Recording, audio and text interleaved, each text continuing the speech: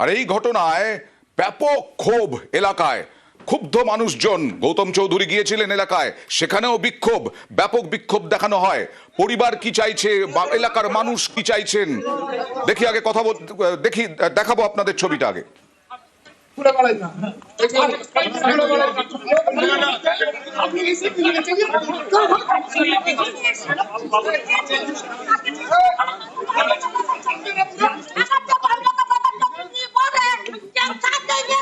ক্ষোভে পেটে পড়েছেন এলাকার মানুষ। এলাকার মানুষের কি দাবি? গৌতম চৌধুরী বলছেন সমাজে ঠাঁই হবে না, সমাজে ঠাঁই হয়ে এলো, আর তারপরে এরকম ক্ষোভে ফেটে পড়েছেন মানুষ। এখনো অবরোধ চলছে। দেবাশিস, অবশ্যই অবশ্যই এখনও অবরোধ চলছে। শুধু তাই নয়, যে ক্ষোভের বহিঃপ্রকাশ তা কিন্তু সকাল থেকেই হয়েছিল। আমরা দেখেছি সকালবেলা এই ঘটনার পরেই যখন হারুন তার গোটা পরিবার নিয়ে পালিয়ে যায়, সেই সময় কিন্তু হারুনের বাড়ি ভাঙচুর করা হয়।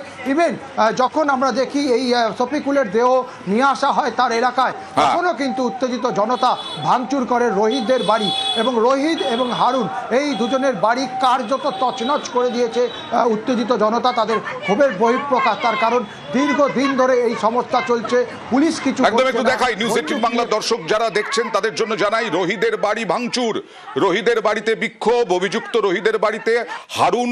দেবাশিস যা বললেন যে একেবারে পরিবার সহ পালিয়ে গিয়েছে, অভিযুক্ত রোহিতদের বাড়ি ভাঙচুর দেখুন।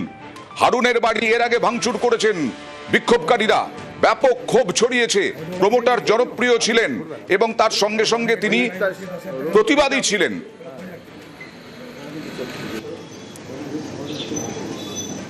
वो बात किया है, उनका माँ से बात किया है, उनका माँ से वो वादा किया है कि अब जो क्रिमिनल है दोनों को वो जेल में ढालेगा, उम्र कैद देगा या फांसी होगा।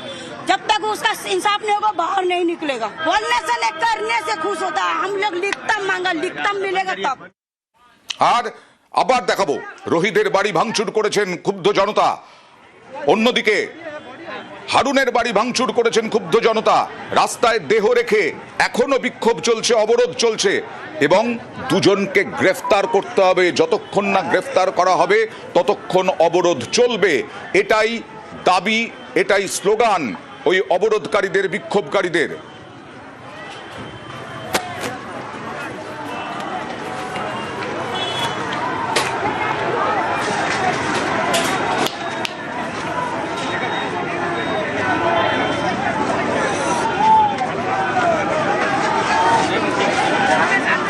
আর সেই কঠোর শাস্তির দাবিতে এখন এই মুহূর্তে অবরোধ চলছে। এখনো রাস্তায় দেহ রেখে বিক্ষোভ এখনো চলছে, অবরোধ এখনো চলছে।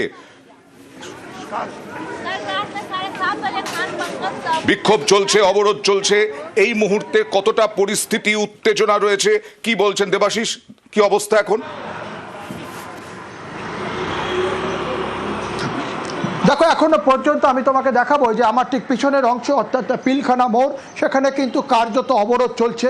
বহু এবং দেহ রেখে সেই অবরোধ চলছে। পুলিশ বারবার করে, বিক্ষোভকারীদের বারবার করে তাদেরকে আবেদন করা হচ্ছে তারা যেন দেহ নিয়ে তাদের নির্দিষ্ট জায়গায় চলে যায়, এবং পুলিশের কাজে সাহায্য করতে, যে পুলিশ যাদেরকে ধরবে তাদের জন্য পুলিশকে যে মেহনত করতে হবে সেই সময়টুকু তারা পাচ্ছেন না।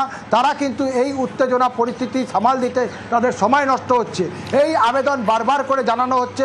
তবে পরিবারের দাবি, তারা কিন্তু একটাই পথ দেখছে, অর্থাৎ গ্রেপ্তার করতে হবে। একদম। আমি আসবো তোমার কাছে দেবাশিস। আবার দেখাই, আজ কাক ভরে সবাই ঘুম